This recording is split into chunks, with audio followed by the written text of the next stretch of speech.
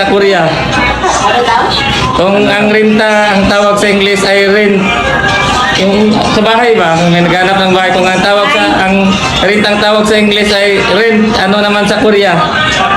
Korea. Tawag sa Korea.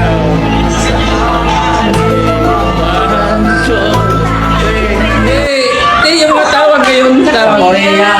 Anong tawag sa Korea? Kung sa English, ang renta ay rent. Rent ba? Yung, Ang tawag naman. sa Korea, ano naman tawag sa Korea?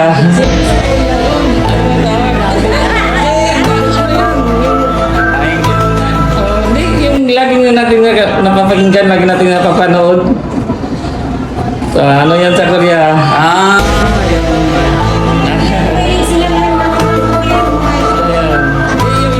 Yung expression ngayon ba? Ay, expression daw. Yan ano, gano'n glow, yung gano'n yung gano'n, ano yan tawag ka? Wow, tama, okay.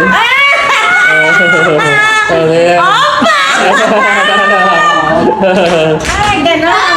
safe follow. Safe Thank you po.